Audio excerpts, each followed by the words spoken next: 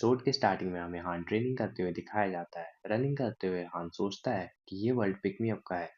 यहाँ मरने के दो ही तरीके हैं, या तो कंपाउंड होना या तो बैटलफील्ड में मारे जाना। मैं केवल एक स्टार हीरो हूँ और यहाँ पर एक स्टार हीरो की कोई कीमत नहीं है। एक स्टार हीरोज के स्टैट्स बहुत ही ज़्यादा बेकार होते हैं और उनकी प्रोग्रेस भी बहुत स्लो होती है। हान थक चुका होता है लेकिन फिर भी वो अपनी ट्रेनिंग जारी रखता है। मुझे यहाँ किसी तरह सरवाइव करना होगा। आखिरकार मुझे अपना बदला लेकर अपनी दुनिया में वापस भी लौटना है।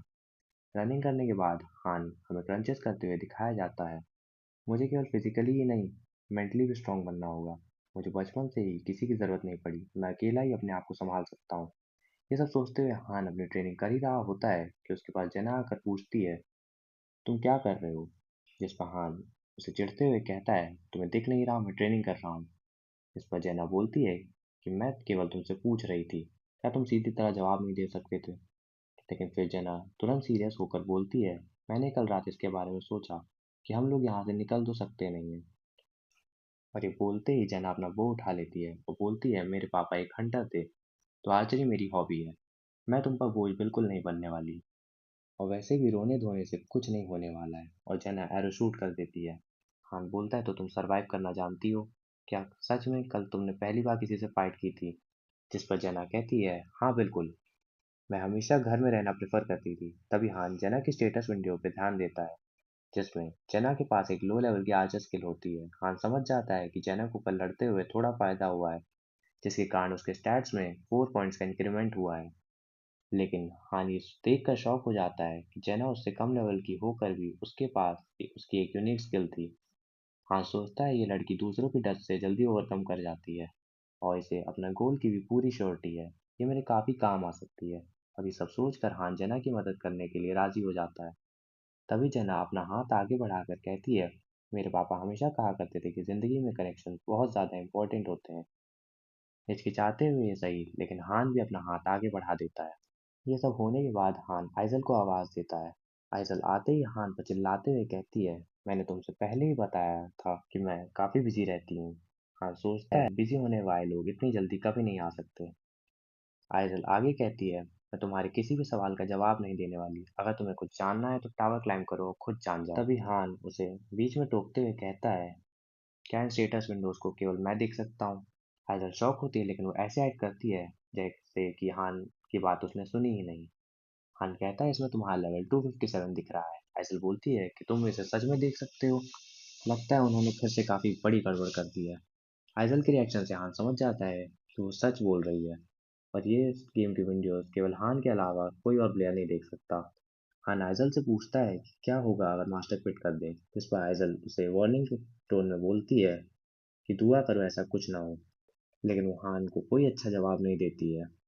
तब हान उसे फिर पूछता है कि क्या यहाँ पर टाइम अर्थ से अलग चलता है। जिस पर अब आइजल का दिमाग गर्म हो जाता है और वो बोलती है, मैं तुमसे 1000 बार कहा है, मैं तुम्हारे किसी भी सवाल का जवाब नहीं देने वाली।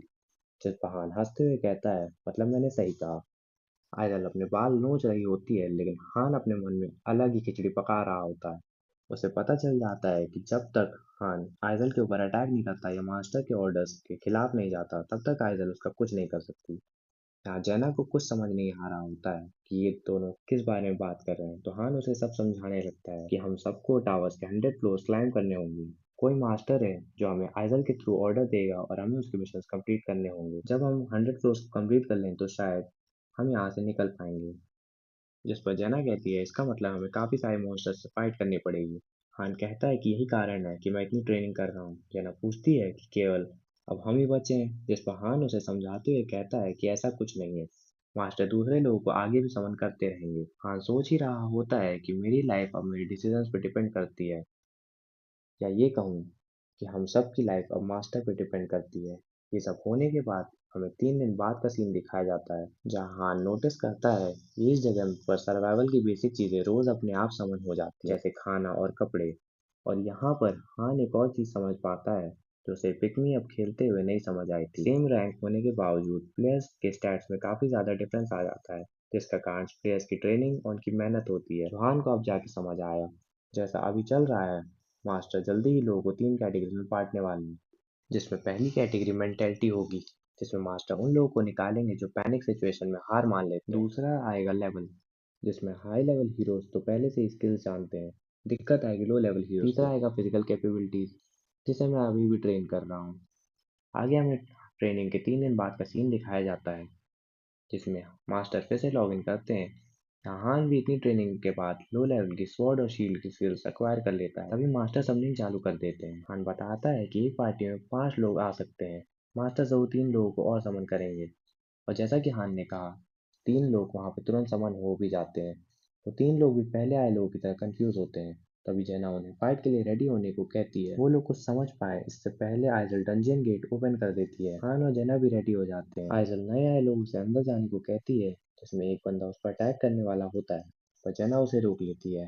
हान जेना से कहता है कि उन्हें छोड़ दो, कुछ देर बाद अपने आप ही सब समझ जाएंगे। लेकिन फिर भी वो लोग आइजल से बहस करते रहते हैं, जिसका नतीजा ये होता है कि आइजल उन्हें उठाकर अंदर फेंक देती है और डंजियन रेड शुरू हो जाती है। यहाँ पर गॉब्लिन्स और वुल्फ्स उनका इंतजार कर रहे होते हैं। वो सारे मॉन्स्टर्स उन्हें तुरंत ही घेर लेते हैं, और नए आए लोग की एज एक्सपेक्टेड फट के 812 हो जाती है। पर हान इन सबको देखकर बिल्कुल शॉक नहीं होता। उसे अजीब तो तब लगता है जब वो देखता है कि जेना भी काफी ज्यादा डरी हुई होती है। इस पर हान पूछता है क्या तुम ठीक हो, पर जेना चौंक जाती है और हान से चिल्लाते हुए कहती है मुझे डराना बंद करो। हान कहता है तुम गॉब्लिन्स को संभालो, मैं वुल्फ्स को देखता हूँ, जिस पर जेना डरना बंद कर देती है। हान सोचता है, लगता है जेना बस थोड़ी सी नर्वस थी, पर ये नए लोग तो किसी भी काम के नहीं। तभी वुल्फ्स और गॉब्लिन अटैक कर देते हैं। हान अपनी स्वॉर्ड एक वुल्फ के सर के आर पार कर देता है, पर वो वुल्फ नहीं मरता। जिस पर हान कहता है ये जरूर इस वेपन के कारण होगा, जो काफी ज्यादा लो लेवल का होता है, पर कोई नहीं। और ये कहते ही हान अपनी स्वॉर्ड को तेजी से स्पिन करता है और उस वुल्फ के टुकड़े टुकड़े हो जाते हैं।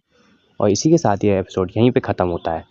इसका नेक्स्ट पार्ट जल्दी ही आने वाला है, तो तब तक के लिए चैनल को सब्सक्राइब कर लेना, बेल नोटिफिकेशन को ऑन करके ऑल पे सेट कर लेना, दोस्तों में इस वीडियो को ज़रूर से शेयर कर देना। Thanks for watching.